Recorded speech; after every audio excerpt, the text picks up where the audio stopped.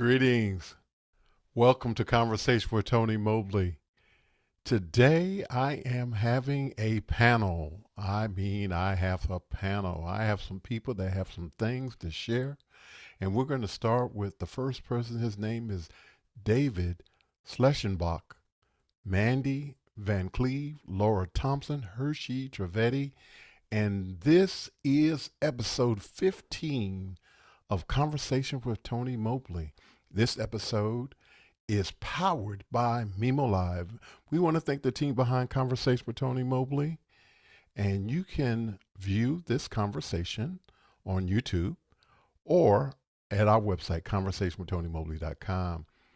And we want to let you know that you can participate in this conversation by asking your question in the Mukana chat. If you choose not to use the Mukana chat, then you can use the YouTube chat. But by using the Mukana chat, you can vote those questions up and down. We're going to get started right away. And I just want to thank my guests again for being here with me today. And we're just going to get started with our very first question. And the question is, who are you? The question is, who are you? And we're going to start with Mr. Dave. Well, hello. Thank you very much, Tony. I appreciate it. My name is Dave Schleppenbach, and I am from Lafayette, Indiana, home of Purdue University. Go Boilers. And I am also CEO of a company called Tactile Engineering, which is an assistive technology company that makes high-tech products for people with disabilities. How long have you been in business, Dave? Well, actually, it's a good question. I originally started my journey as enrolled in the seminary studying to become a Franciscan priest. So I would say I took a different direction. Okay. But I went to Purdue for graduate school in the sciences. And then I decided to start in their entrepreneurship program. And that was about 30 years ago now. And here I am today, still doing a bunch of high-tech businesses. Thank you so much. Mandy Van Cleave, who are you? Good evening. Hello. Good evening. So, in my personal life, I'm a wife, a mother of two, a grandmother of three. And in my work life, I do accessible technology work. So, assistive technology, primarily with vision loss, but also sometimes other pieces of the puzzle are mixed into that as well. And I, yeah, I've been doing work in technology in some form for over 30 years, and I would say it's just been about the last 15 of those that I've entered the assistive technology space. Okay. Thank you so much. Laura Thompson? Oh, who am I? That's a question we could spend almost an hour on. First, I am a woman who lives with a visual impairment. I work for a major university as an advisor to our athletes, and I'm really passionate about everybody having a voice, and accessibility is good for everybody. The ramps and the curb cuts are just as helpful to the mom with a stroller as they are to somebody in a wheelchair. Thank you so much, Laura. Harshid Trivedi. Good evening, Tony, and a pleasure to be back on to your show again. And so, for your audience that may not know who is Harshid Trivedi or Hershey, well, I'm a gentleman that's out of the Florida area. I've lived in Central Florida for about good 30 years. We're all sticking to the 30 number this evening. So, lived here since 1995, and Ormond Beach, Daytona Beach, Orlando. And where accessibility kind of came into my life is that I have vision loss. So I've had to endure some challenges with having large print as a student in elementary, middle school. a little bit of high school as well, and then went into working with the magnification as my tool to have an access to a website, a product, program, Windows, etc. Later on in life, I got acquainted with the screen reader side of things as my vision was getting a little bit lower. And at this point today, I do use screen readers. I use JAWS, Job Access with Speech, with Zoom Text, which is a magnification software. And other bits and pieces of me, I've done education in IT before, 2005 2006 timeframe starting off. I've also endured different challenges with life, losing my parents, which again, it was a blessing to spend my last days or last years with my mom.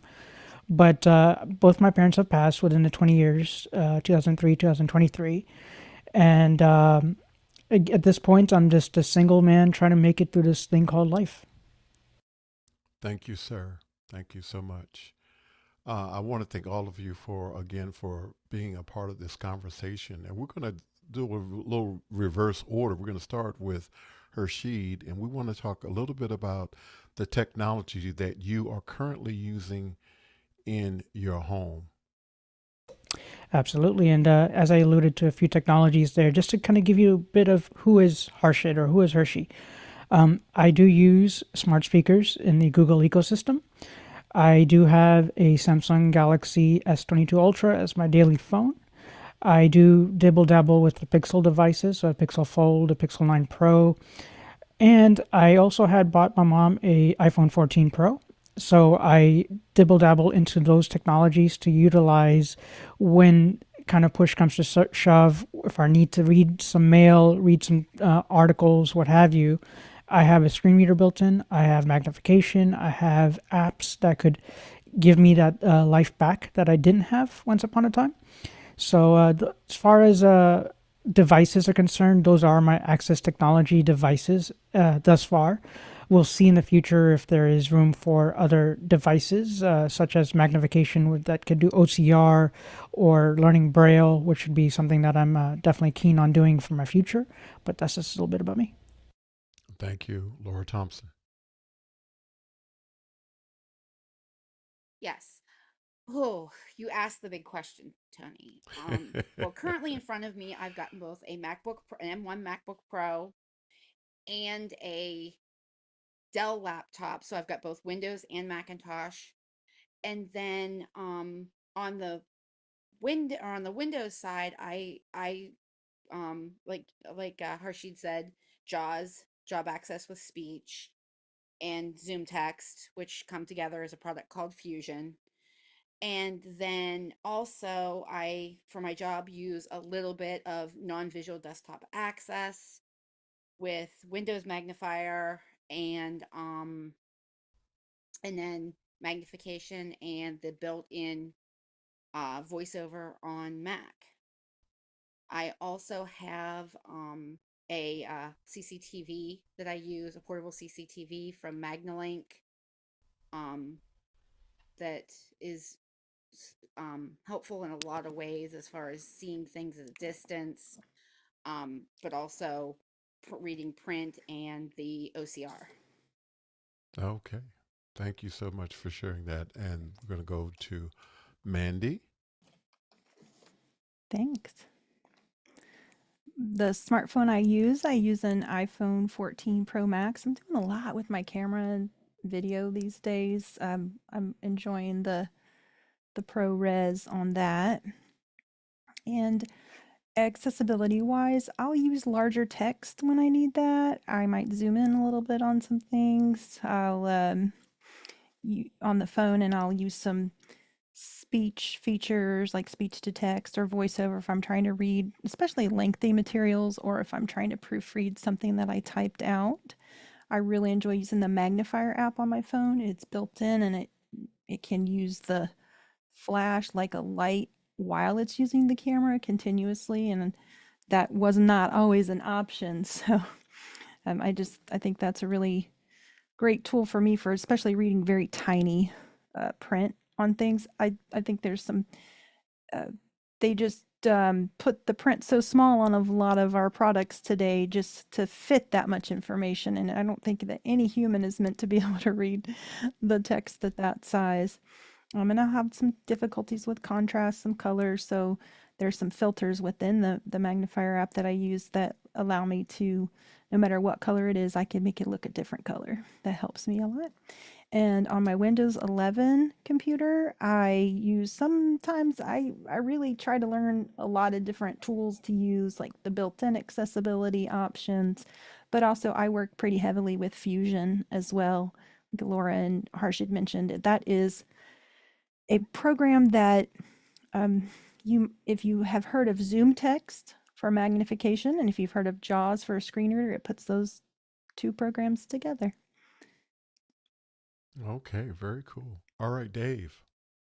Well, I spend my days sitting in an office full of robots, lasers, about every kind of computer and piece of equipment you can imagine. I'm at the office now.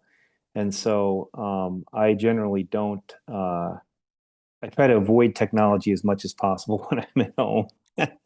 But I will say that there are two things that I do utilize on a pretty regular basis. The first is our product, which is the Cadence tactile tablet. It has pins that you can feel, and I use it to practice my braille and my raised print and tactile skills, just like I encourage my customers to do. And the second thing that I find really useful, we have a large family, and there's always a lot of noise in the house. And whenever my wife is trying to watch anything on a screen, she has to turn on captioning because it's just impossible for us to understand what anyone is saying. So we have our captioning on every device permanently turned on, and I greatly appreciate that that's available to people as an option. Okay, and I'm sharing your website. Is there anything else that you want to share about your website? We're going to get Well, into it later, but I was just wondering if um, yeah, we do. We please. have a couple sources of information. Our website, the best way to get to that right now is tactile-engineering.com. And then we also have a YouTube channel. We do have some social media. We're going to be launching a new website next month, so stay tuned for that. And I'm learning from Hershey how to do social media and podcasting and all that a little bit better. So we'll have hopefully some folks doing some neat stuff for us for our events and so forth soon. Fantastic. Thank you all so much. We have a question from Claudia Lopez Waterman from New Mexico, USA. Hi, luminaries. How are you doing today, this month, this year? And we're going to start with Laura Thompson. I am doing well overall. There are some concerns out there that I have over certain things going on in the courts right now, in particular, state of Texas versus Bakira. Um, for those who don't know, the state of Texas has filed a lawsuit against uh, the former AG, and now it's actually now called the state of Texas versus Kennedy, for what is not exactly um the stated reason for the lawsuit is not actually in the lawsuit.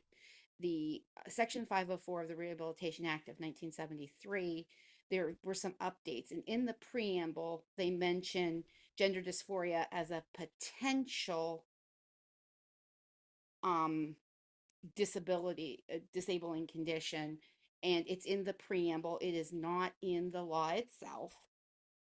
I did just see, but two of the remedies that the state of Texas was seeking for this was an injunction to stop the enforcement of Section 504 altogether, and to have Section 504 ruled unconstitutional. I did just read the other day a couple of things that said that they have backed off. The 17 states attorneys general with the state of Texas have backed off on seeking those two remedies, but it has not killed the entire lawsuit. please explain what 504 is for those people who may not know. Section 504 is the Section 504 of the Rehabilitation Act is the law that says that you cannot be discriminated against because of your disability. And it goes, we think of it in education of 504 plans, but it goes into employment, transportation, healthcare.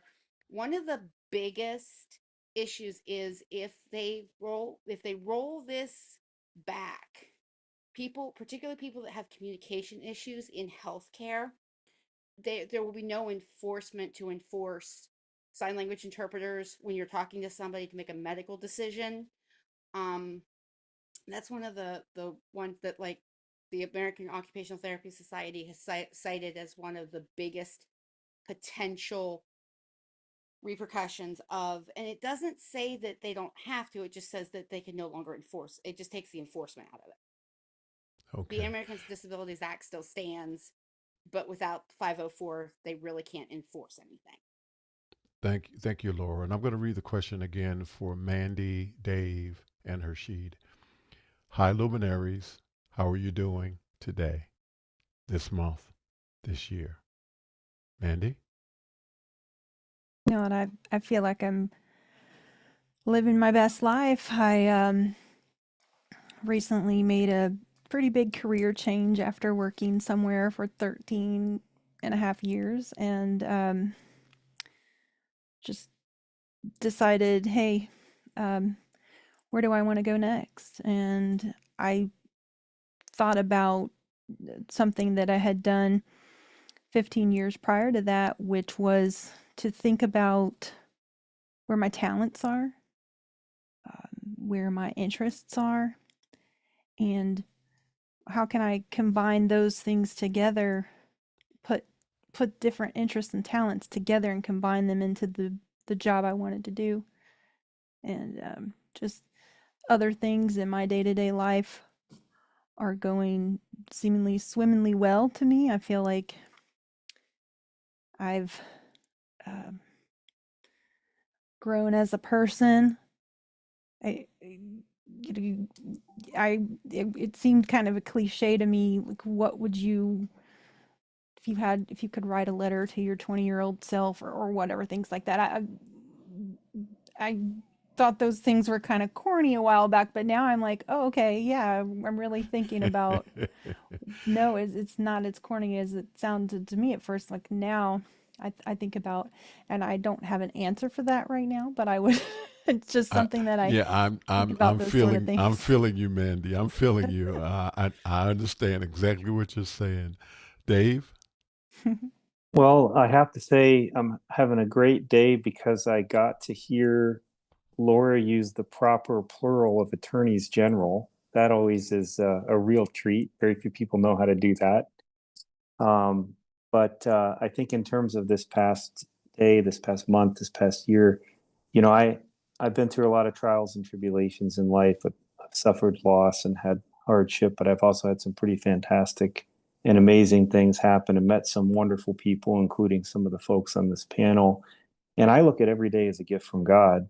And what can we accomplish in this day? And today I'm accomplishing hearing attorneys general and participating in a panel. What could be better? It's a great day. Thank you, Dave. Hershey? So today started off a bit rough. Spectrum decided they're going to give me an outage, but we're here, right? I've made it on panel today, so that definitely brings me joy to have Mandy, Laura, Dave, and yourself on panel. This month has been a little rough, not going to lie. I'd rather put it straight rather than walk sideways. Bills-wise, negative $200 right away, because bills don't stop for you. And through that, just trying to motivate myself to how can I change something that motivates the community? How can I fix something that needs fixing per se? And the month has kind of been like that, especially this year of 2025. I did get to meet Dave back in February, third week of February, and I also do the iBug Today Android Insight call. So first things first is he came onto that show, and then he came in person to our local blind services centers and such out here. So that kind of gave me a purpose of, okay, I need to help Dave to get him settled here, introduce people to him. Maybe I don't know Braille, but I know other people that do know Braille, or maybe I'm seeking to learn Braille. So, this year has kind of been where I just want to give as much as I can. Having that this month, especially April, I actually was in India a year ago.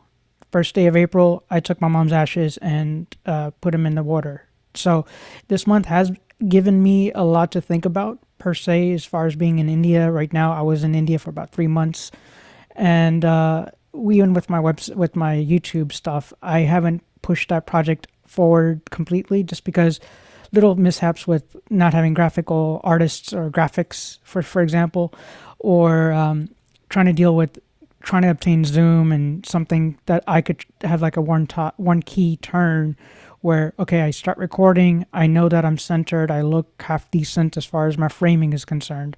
Uh, to me, that's more important because other people are looking at me. I can't see you guys specifically, but that does not mean that we don't put our good foot forward. And again, it's just a pleasure to be on today, Tony. Well, thank you, sir. Thank you all so much again for being here today.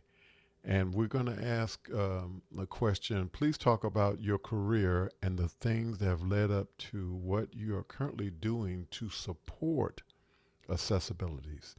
And we're going to start with Dave. Wow, that's a really profound question, and I appreciate you asking because it's always good to reflect a little bit on your journey. And we all have life journeys that take us in unexpected directions. In my case, ever since I was a little boy, I knew that I wanted to help people in some fashion. And at one point, I was considering a religious vocation. At another point, I considered a medical profession. I even worked in a hospital for a number of years. And then I got very interested in science and mathematics, which my wife makes fun of me to this day about, especially my leisure reading, which tends to be journal articles. But I knew that in some way I wanted to reach out and help people and try to make the world a better place. And what I discovered is a way to do that by working with things that I love, which is science and technology, and helping other people to spark that joy and that passion. I spent many years teaching science and math and technology to people with disabilities, and along that way had to invent a lot of new ways and techniques to do those teaching, because we as a society traditionally have taught one way with paper textbooks that have pictures that are low contrast and quite complex, and symbology that looks like Greek because it is Greek to many people. And we need new methods, and nothing could be truer than in our current age. We live in a post-pandemic world where things are done remotely and electronically. Almost all content is digital, and the time for new solutions is here. And so my career has always been in the technology field. I've done medical devices, I've done mainstream information technology and programming, I've done video games, I've done music instruments, you name it. But many of my things have been designed to make people's lives better. And my main passion has always been assistive technology, and that's why I do what I do. And I have to say that even though it's really hard, and sometimes you're at the office till 9 o'clock at night, I still leap out of bed every morning with the opportunity to meet with and touch so many lives. I wouldn't trade it for anything. Thank you. Thank you, Dave. And I'm going to say this. I think what all of you do is ministry. Whether you look at it that way or not, that's the way that I feel about it. Uh, Mandy, you're next. Yeah, I'll echo one of David Schleppenbach's sentiments where I felt the same way about, I just knew that it was something that I wanted to do to help people. And I had considered being a teacher, I'd considered something in healthcare, and the technology bug bit me pretty hard. So I did start out in technology, and I learned a lot from my husband, and I had a lot of help from family, or I don't think I would have got where I am today without their help. And then uh, I started out doing tech work. I was working at a school where they wanted somebody who had familiarity with Mac and Windows, because they were transitioning away from Macs over to Windows to get more up to speed with the business world. And so that having skills with both sides of computers, that's throughout my career, has always been helpful to be familiar with Windows and Mac. So that has always been helpful to me. But I learned so much about desktop troubleshooting and even networking, things like that, the technology, information technology, and working in a school district, working in hospitals, doing different kinds of work, getting different snippets of the different aspects of working in technology, until I landed in the assistive technology space. And it was quite the journey. And even all that tech background has continued to serve me well. I'll give you an example today. Somebody kept getting an error message in their document, and we went in, and the box that we needed to be checked was already checked, but we unchecked it anyway, clicked OK, went out, went back in, checked the box again, and everything was working. I mean, little things like that, that's Right. fixed thousands of things for me. And I just have this really technical mind about it. It's a great gift, Mandy, from that standpoint, because most of us will make a decision that we're going to either be in the Mac world or we're going to be in the Windows world. And if you are, because you're able to navigate both, um, that that that for some people is a religious argument, whether you're Mac or Windows. So again, thank you so much for your comments. Harshid? For my career pathway, it feels like I'm stuck in the learning mode. I haven't jumped over to the career side, it feels like. Or it feels like every few years that I learn something, it just kind of gets reused in other avenues completely different than what was said to be. I guess that's college in general. But learning, for example, I've learned Windows initially to start off with. So I love cybersecurity stuff. I love networking aspects. But when I was working with some of these technologies, well, we were working with Windows 7 and Windows XP and such that. Times have changed, and we aren't no longer in this client server type of pattern of thinking. We obviously are in this AI world, but beyond AI world and everything else, it's the human world that I come from. My family and I, we used to own a hotel out here, what now is Destination Daytona. And so hospitality has kind of given me that other benefit of customer driven or customer first. Listening to people and their acknowledgments to what they've said could change their whole trajectory of how you make that person feel. So being that when I was a young child, aeronautical engineering was a dream, but my eyesight did not match that dream. I love technology, so I kept on with technology because I had the willingness to show me, hey, this is how we wire up the whole wiring system for all the telephones and all the 64 rooms that you have here. Ooh, that's cool. Hey, can you help me install a hard drive on my computer? First time I had a 20 gig hard drive put into my computer. Got a virus, how to remove a virus. And having those learning aspects, it's all about experience in my world. I've had friends that might have had hearing loss. Matter of fact, I think they might be listening to us right now, and they had asked me a few questions, but regardless of it's my problem or their problem, let me see how I could solve it. Let me see what skills I have so far from the Mr. Google or just asking friends and family or whomever, acquaintances, to say, hey, Dave, do you know anything about guitars? I know somebody that's willing to buy a guitar and maybe they want some more information. And so having those real world experiences and meeting people, even if it is virtually like this, I think really helps us to motivate to get to our career pathway. As you said, Mr. Mobley, I would say yes, ministry is probably one of those, because if it's not about me, it's about the people, right? It's about how can I help my individuals around me. I will be helped. The Lord upstairs is looking over me of my actions. So I look at it in that tense, regardless of what religion I am or any of that. It's just one of those things that have been built into me. So that's a little bit of my career pathway, and hopefully soon enough we could make some steady movement and be employed. Thank you so much, Laura Thompson. Where do I start? Um, my current career came about because I started out, I had one career I wasn't satisfied with. I decided to go get a bachelor's degree. Discovered that, yeah, nursing wasn't going to do it. Sticking people with needles and tiny measurements and things like that aren't great for people who can't see.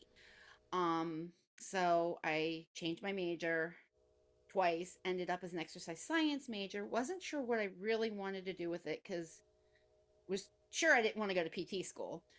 But then in my junior year of college, I ran into this little thing called academic advising in the National Academic Advising Association out of Kansas State. And I realized that what I went through in college and all the things where I'm asking, I need this because of this, I need to get registered early because I need time to get the orientation and mobility instructor out to show me, to help me figure out where my classes are. We need time to order the accessible books. All those things nobody understood, outside of the disability office on campus, nobody understood. No, it was okay. Here's how every transfer student does it. This is the timeline you're going to have to wait. No ifs, ands, or buts.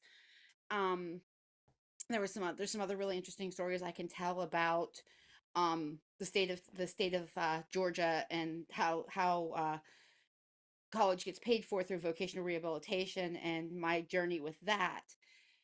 But really, it came down to a passion. It came down to a passion. Went through, got my master's degree, and just a passion for helping and just kind of trying to figure out what that looked like. I was never a big technology person. I walked into office hours at the very beginning. They had handed us Zoom and they wanted us to run Zoom, Microsoft Teams, and everything on one computer. And I'm trying to figure out with JAWS and Zoom text running why I keep crashing this computer. And I that was really kind of my real falling in love with technology is during the pandemic when I ran into office hours. I was never really the techie. I had to learn to speak the language because again, I had to communicate with all these different pieces that didn't understand each other.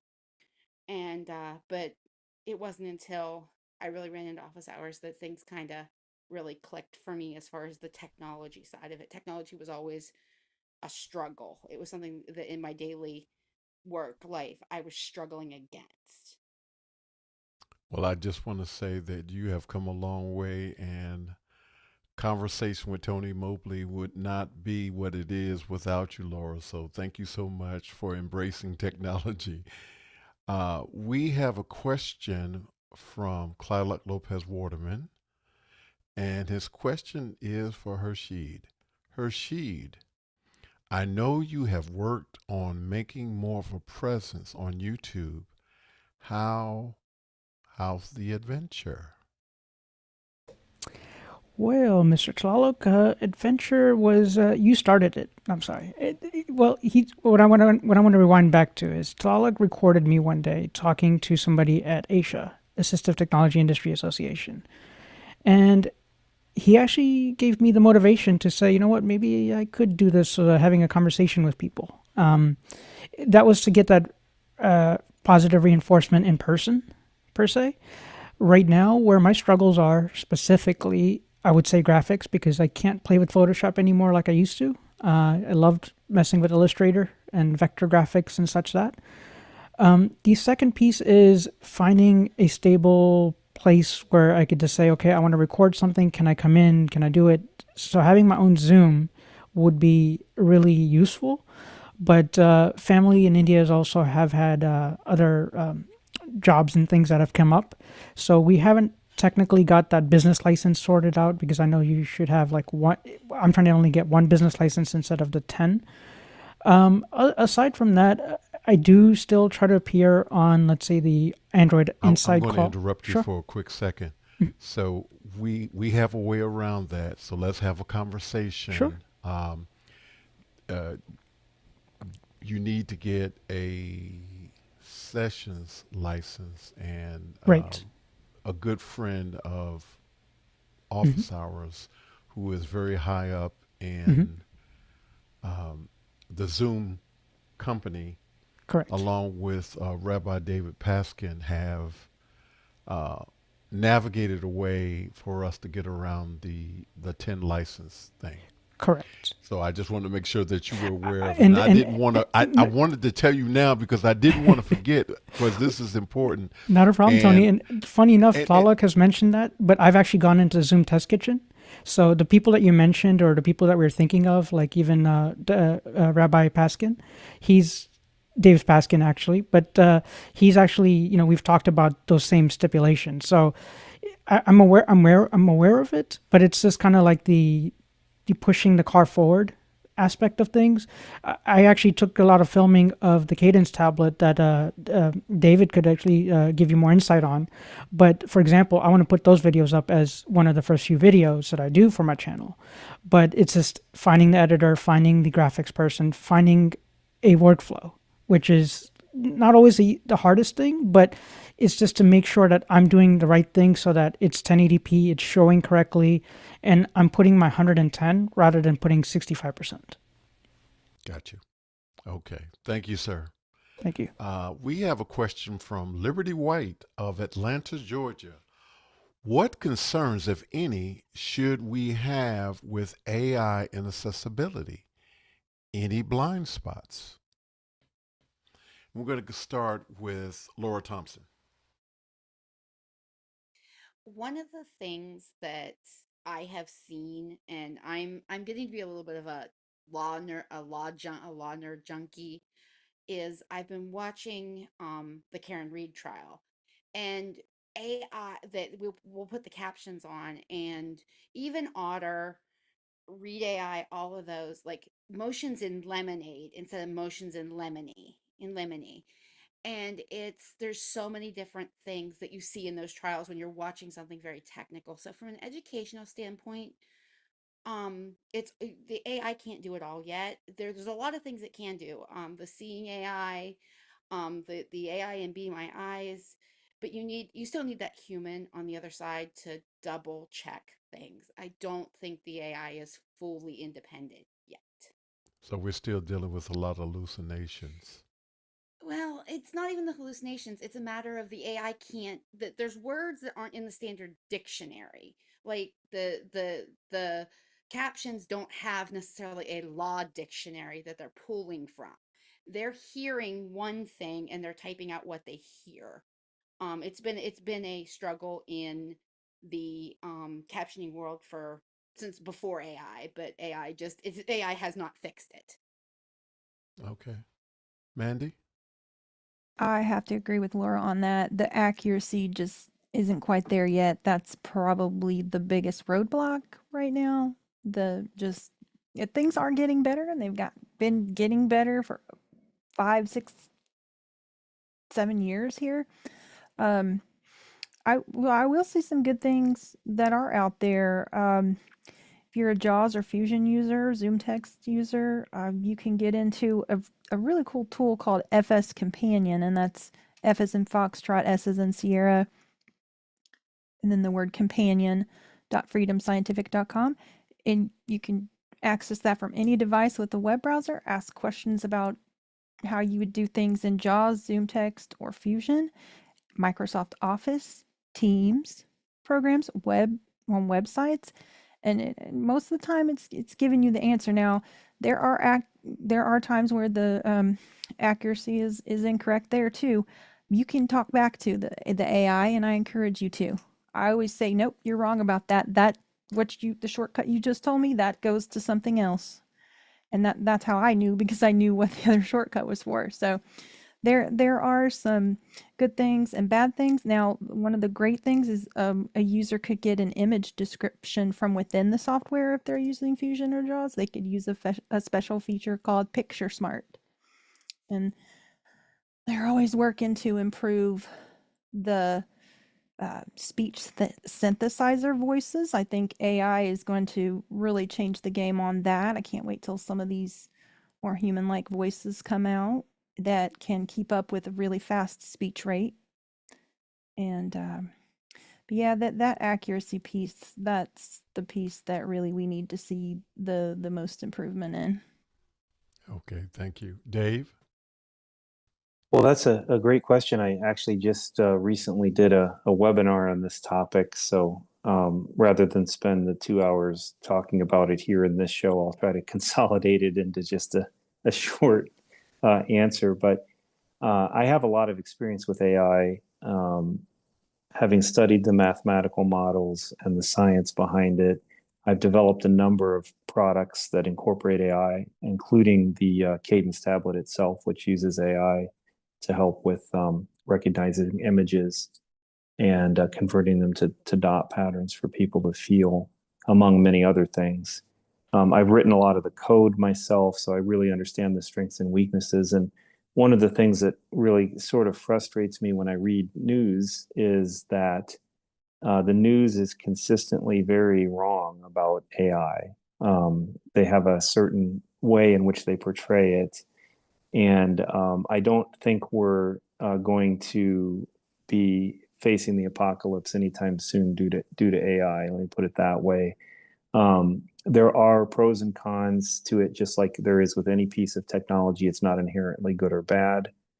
The biggest thing to remember is that AI is generally designed to make certain tasks faster, but not necessarily to do a task better than a person.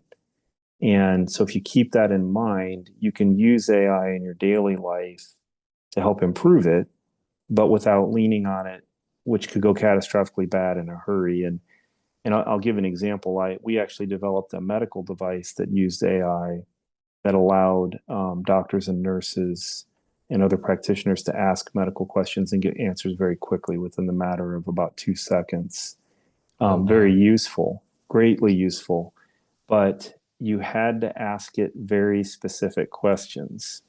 Otherwise, you got answers that were dangerous. And we had it restricted in ways to prevent the users from asking those bad questions. But that's just one case. Obviously, in a medical environment, you want to be very careful.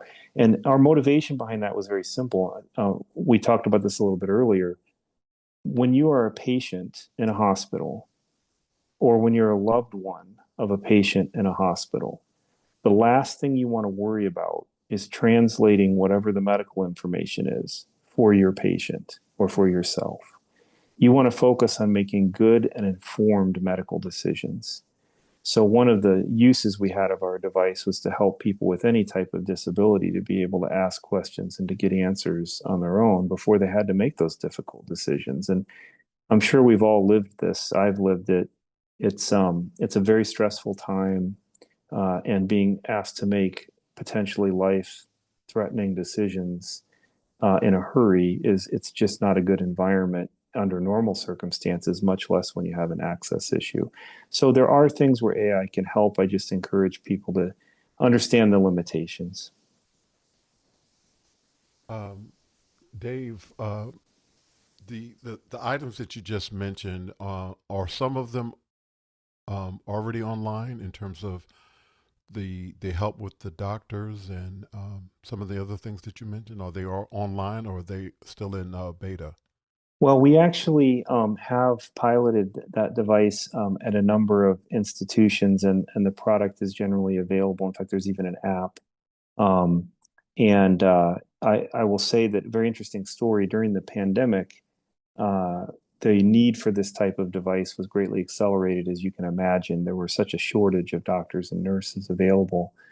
And so I spent my pandemic year traveling around the country, going into ICUs at hospitals and setting up this device. So I can tell you some really interesting and crazy stories from that period. But it was really an honor to have some time to spend to help people in some way, during such a difficult time for all of us. And we do hope that we'll see some uptake in the consumer market for the product eventually. One of the challenges with this particular product is that we're working with certified medical databases, which are very expensive.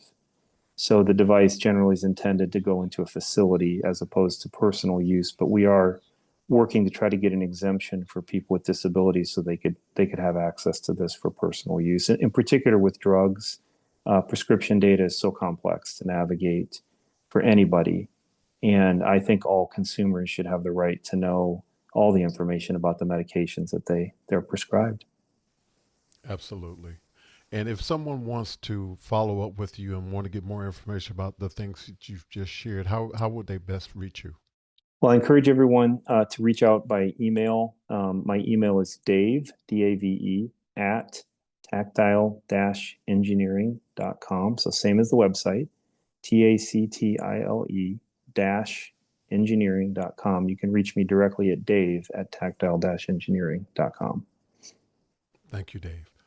Harshid. So I want to summarize what everyone has said so far, and the blind spot is don't be blind with it, right? Remember that you, as a human being, have a brain that works. Let's not overly overwhelm this AI kind of mannerism, because we've had AI since the 70s, guys.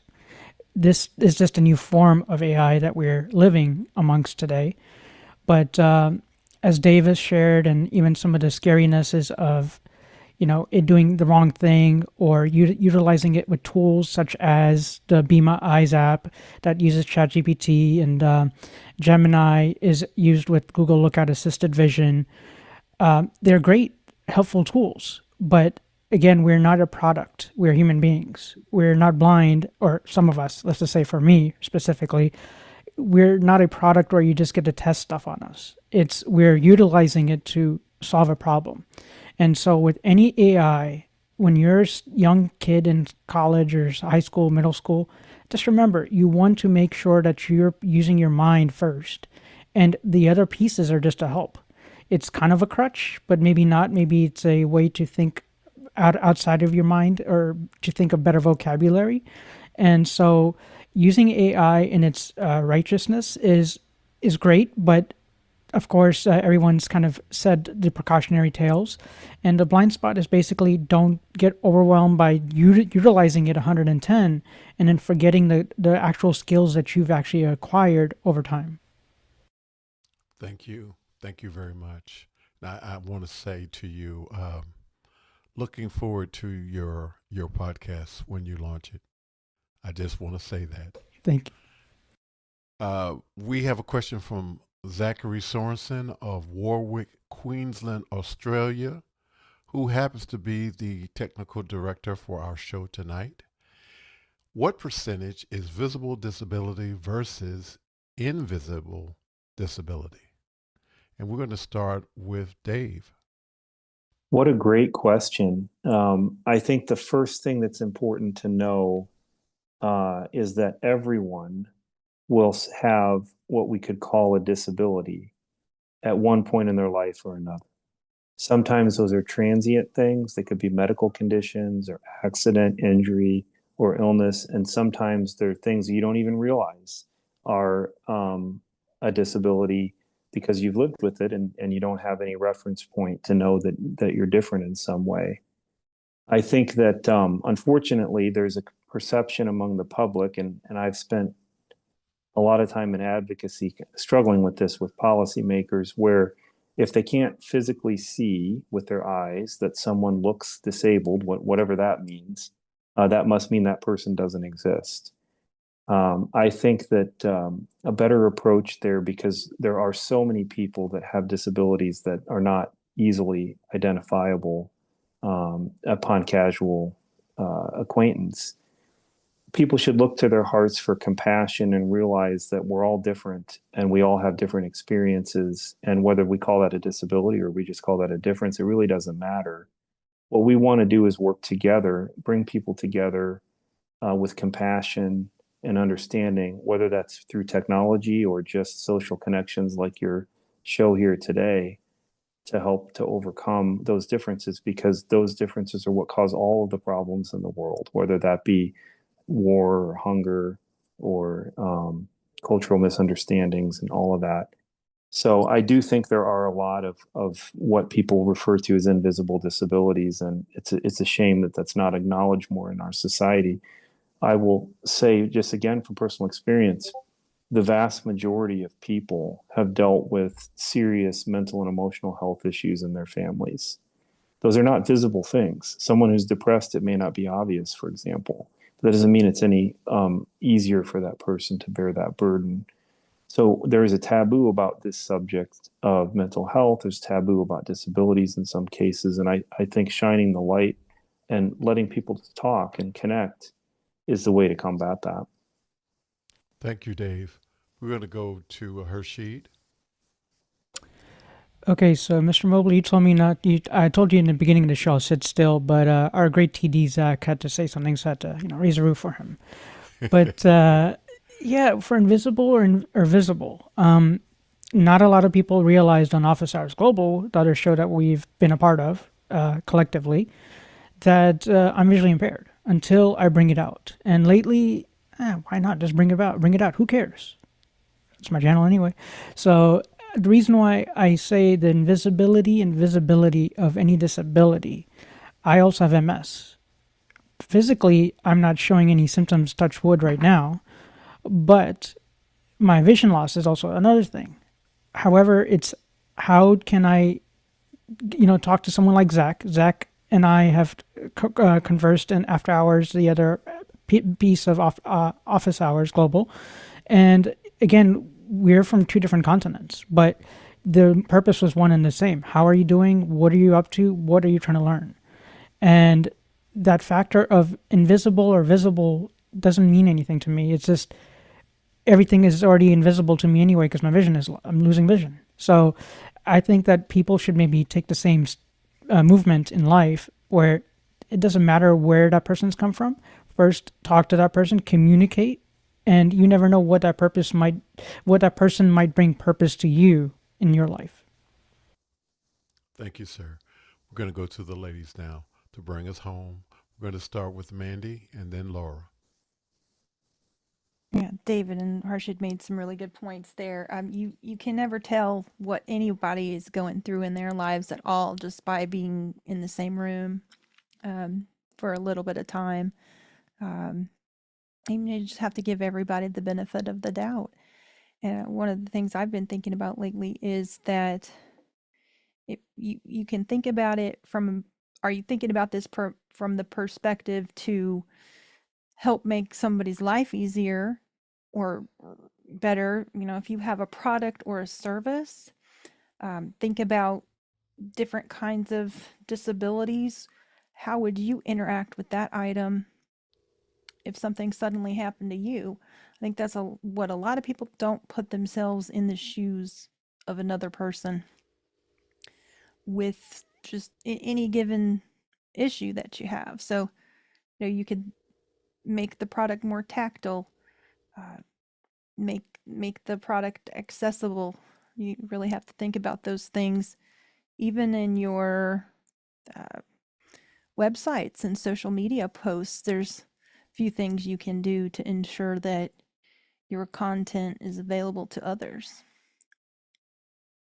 Thank you, Mandy. Laura? I think everything that everybody's already said is spot on. The only thing I would add would be that just yeah, just basically remember that the other person's a human being too, beyond the disability, beyond everything, you know, put yourself in their shoes, as Mandy said, and think about how what you would want, even from a communication, a respect. It comes down to, and I a respect issue. Respect them as another human being. Thank you, Laura. Um,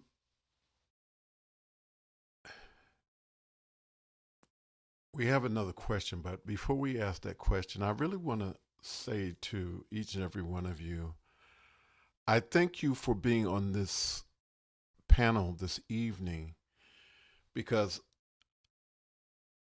I think that you are great people, and I'm not just trying to flatter you so that you can come back on again, but I won't have a problem with you coming back on again. But I think in these times, in this climate that we're living in, it's important that people have an opportunity to hear that there are still people who are working on their behalf to uplift them and to encourage them. And it sort of brings us into the next question, but I did want to say again, thank you. And I know this is normally used for people in terms of the military, but I want to say to all of you, thank you for your service. Thank you so much. The next question is, what should people know in regards to the things that are happening with accessibilities in legislation? And we're going to start, Laura, I'm going to make you last. We're going to start with Harshid. Could you repeat the question for me, Tony, please? What should people know in regards to things that are happening with accessibilities in legislation? Okay, legislation-wise, there are a couple components. One, I'm not on up to par with what's going on as of current day, but for example, there was a tax act that was given out there where, let's say if you bought equipment for access technology and it cost you $2,000, you could actually use that to write it off as a deductible. The other aspect was for employment. So if you're SSI, SSDI, for every dollar that you go over the allotted amount, which I think is probably close to $2,700 a month this time around. Last year was about $2,690. So if you go over that, after $2 or after every dollar you earn, you lose $2. That also has been put back on the chopping block legislatively. So for someone like myself is that wants to get employed as myself, right? Then I always have to find other means and ways of trying to get that employment or trying to keep that money and trying to keep my medical insurance and all of those other aspects. So legislatively, I think that we just need to keep working at what we're working at because, again, as we stated from the previous question, it's all about human beings. And the human beings push the product forward. Us human beings, I mean, it could be an elderly folk, it could be a younger child, but we go through the same situations. If we get hurt, we need a band-aid, we might need crutches, we might need all these things. And so like Section 504 has already been put on the table earlier. Legislatively, again, some of these bills and things that are being passed around within your individual states, at this point, I mean, it's nothing has gone crazily awry, but it's the conversation and it's the fear. So I think as a collective, we should really just look at who our constituents are, even if it is to your local city leadership, to who's going to work for you as a collective. Because at the end of the day, we could send it back to the states. The states could do education and all of that. But at the same time, it's not about the education bit. It's how do we give that child, that adult, that access. And it's about, again, going back to the term human beings. So we will, I think, progress and work through it. I think right now we're just in this weird state of mind. But I would love to hear more about what other people think. Thank you, Harshid. Mandy? You know, Harshid kind of touched on this a little bit as well, where just the costs of accessibility can be high. There's a lot of research and development that goes into these products and adaptive devices. I would love to see health insurance coverage for those types of devices. Just like you're the hospital, you'd go to get crutches, that's covered. Well, if there's something that you use every day that adapts for you, that should be covered by health insurance. Or have for people that lack health coverage, some other methods, grants and things. There it would be good to have some more opportunities like that. And it's not just here where we live in the United States where these concerns are taking place. So the European Accessibility Act, they have set a June 2025 deadline. That's 9 weeks from now. And the just basics of that is that any company that wants to do business in Europe, they must meet the accessibility standards detailed in what they call EN 301549. And so that European Accessibility Act is designed to create equal access for Europeans with disabilities. I would just like to see, we've had our laws here for a while, but some things need to be ramped up a little more to come up to the modern times. Amen to that, Mandy. Amen to that. Dave? Well, this is just another really interesting question. I cannot tell you how much time I have spent in the past couple of years, in particular, talking with governors, state legislatures, including testifying, senators, representatives. I really had a deep dive, unfortunately, into the advocacy side of things. And there's always a lot of activity in any given year legislatively, different bills and so forth. But I think I could summarize with one important point for listeners to take to heart. People ask me a lot of times, well, how did you get so and so accomplished? As an example, we do have quite a bit of support from local, state, and federal governments for subsidizing the cost of our Cadence product to end users, similar to the health insurance that Mandy was talking about. And my answer is I asked. And the message for the listeners is these people who are in legislative positions very rarely hear from constituents.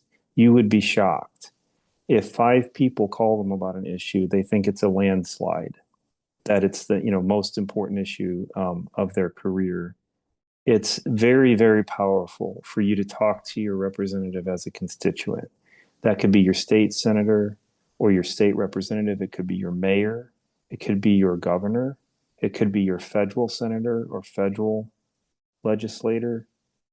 These are important people for you to reach out to. If you have a particular concern, make it known and advocate for yourself. There's nothing more powerful than doing that. And what you'll find with most politicians is they really do want to hear because they ultimately are elected to represent the people that vote for them. And they want to hear about what are your concerns and your issues. And I encourage you to do it as a conversation, not as an argument, right? But as a conversation. Hey, I'm a taxpayer, I'm a citizen, I have the following concerns, I would like help. Um, is there any way that you can help me? Is there something I don't know about? I can't tell you, in a lot of the states I've worked with, when I talk to the legislature, they will tell me about all these programs that are available and I have never heard of them. And I've been in the field for decades. There's probably 13 programs just in Indiana that I discovered this past year that I didn't know exist.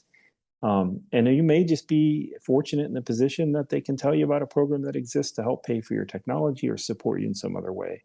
So talk to your elected officials. That's my advice. Thank you, Dave. Laura?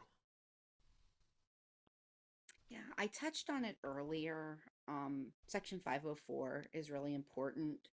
One of the other really important ones that I don't know where it's going yet is as if they actually shut down the Department of Education, the Office of Civil Rights is going, they're already, I think they said they're down to like 5 investigators nationally now. Um, those complaints normally take years. If there's an IEP or 504 concern and you decide to file a federal complaint instead of a state complaint, you can file either one depending upon the issue and depending upon the resolutions you're seeking.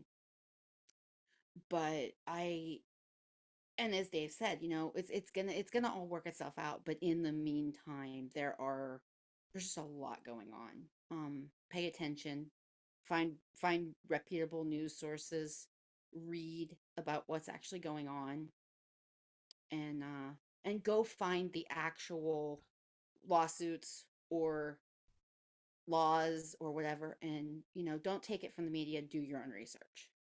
Can you Read. recommend some sources, Laura, that people need to be aware of in terms of this kind of thing? Off the top of my head, no. I will try to get a link.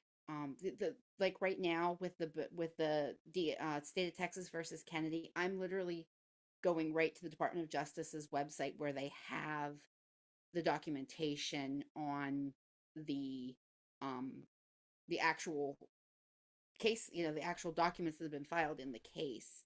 And those can be kind of heavy and hard to read, but I will see if I can get some links and get them to somebody to put into the webs with this podcast.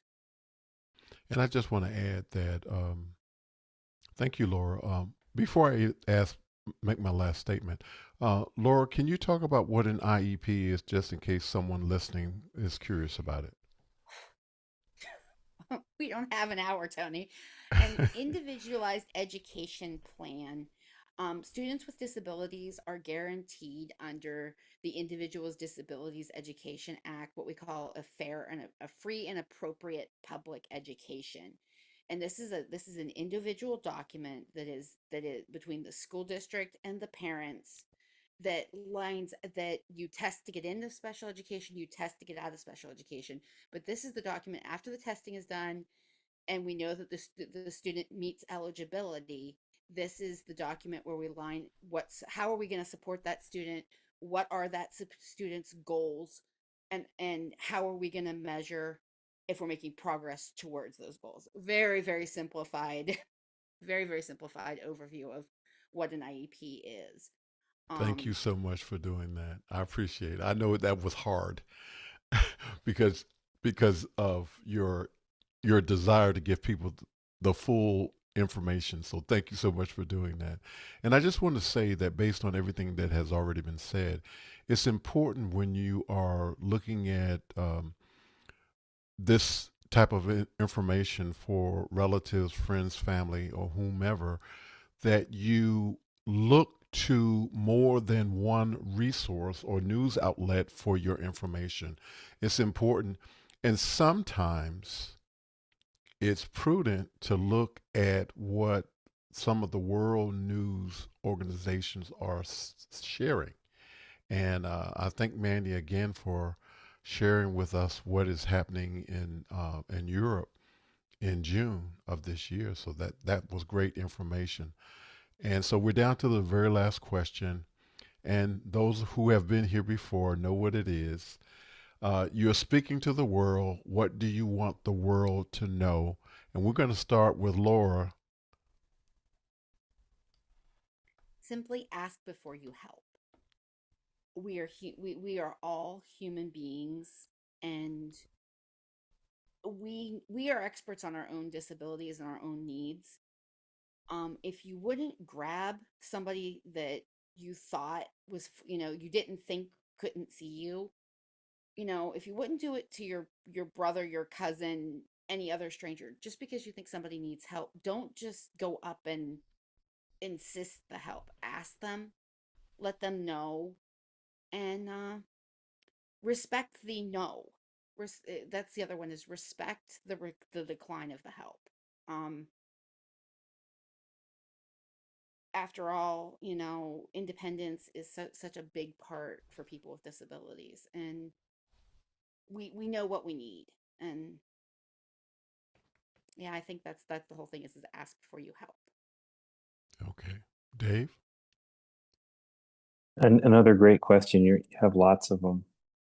I think of this very simply. And in fact, I just want to quote one of my favorite artists, a Florida native by the name of Tom Petty. You might have heard his music. One of my favorite songs, he says, well, I started out down a dirty road, started out all alone, but I'm learning to fly. And the message I would share with others is we all start out on our own journeys, but with the connections we make with each other, what we can accomplish together, we truly can all learn to fly. I've seen it with thousands of people all over the world who have overcome tremendous obstacles and done things that I can only dream of someday, even just being near someone that accomplished that thing. And the commonality between everyone I meet are the social connections that they form with each other, the support they have together, whether it's through shows like this or whether it's in their localities. If we communicate and we connect with each other, the small differences that we have become insignificant to the greater goal. And I think there's no limit to what humanity can accomplish if we all work together to learn to fly. Thank you. Thank you, Dave. Mandy. A few things that I want to say is that for people that don't have a disability or don't think they will ever have one, that's just simply not the fact. Anything could happen at any time. David made a really good point earlier um, about that. That it's likely that we may all deal with something at least temporarily, if not permanently. We're living longer, so some of these are age related. But also, if you are struggling with a disability, find, especially if it's one that's come on suddenly in your life and you've, kind of set in your ways and you don't really know how you're going to move forward, find a support group, and not just any support group, but a support group of others who have faced the same challenges as you and came out and made it to the other side. And just know that it takes some time to learn to adapt back to doing things the way that will be different for you. There are resources out there. There are other people who have been in your shoes, so connect with those people, get really good advice, and and hopefully get some encouragement from that experience. I want to thank all of you so far who have spoken, and I just want to add this before Harshid comes on. Um, Most of you, or some of you, know that most of last year I was bedridden and um, was not able to walk at all and was very much confined. So this speaks very potently to me in terms of everything that has already been shared. And I want to thank each and every one of you for sharing with me. Harshid, bring us home. All right, let's bring us home. Trust in yourself. That's the biggest thing you could do for yourself. Trust in yourself and your actions. If you are willing to do something bad to somebody, well, bad might just come to you, right? It's the whole karma aspects. So, regardless of disability or the word and the show, the reason why we're here is the word accessibility. To gain access is the ability to just have the opportunity like this to speak your word, speak your mind. You don't know me, but I feel like I got to know people from Noonan, Georgia. I felt like I got to know people from Indiana, from Ohio, from California, Texas, Florida, wherever it is. So just even if it is Australia. And I want to just say this much is the motivation that we give each other is far superior than what a app might tell you. So that's why we're always yearning for human connections. And this is exactly what Conversations with Tony Mobley is we have a human connection with each other. And as far as, products and accessibility and all these other little tidbits that we've gone across this whole show, yes, they're important. But more importantly is how we treat each other. And respect, as Laura said it from the beginning, was a amazing word, one word statement to describe that as. And overall, if you have hardships, it's okay. It's going to make you better. It's going to make you better because you're going to grow from those hardships. It's not going to bring you down all the way to the ground unless you let it. And that's why I said trust yourself. Thank you, Harshid. Thank you, everyone, again for being on the panel with me today. Conversation with Tony Mobley is produced by valued audiovisual professionals who meet daily on Office Hours Global, hosted by Alex Lindsay. We want to say again to Mimo Live and Boink Software, thank you for your power. This show is done with Mimo Live. We have real conversations with real people. We ask that you stay tuned for new episodes. We thank you for the 100 plus episodes of Conversation with Tony Mobley. And when you have time, we ask that you look back, and if you see something that you like, and hopefully you will find something that is helpful. We want to thank David Schleppenbach, Mandy Van Cleave, Laura Thompson, Harshid Trivedi for being a part of the conversation today, for doing the work you do, and for being the people you are. Next week, our conversation will be with a friend of the show, Mr. Roscoe Jones, who is an educator who is now retired, but is a video production professional, who is also a man of faith and is also a man who is failing retirement because he's doing all kinds of amazing things. And we're going to find out more about what Roscoe is doing next week.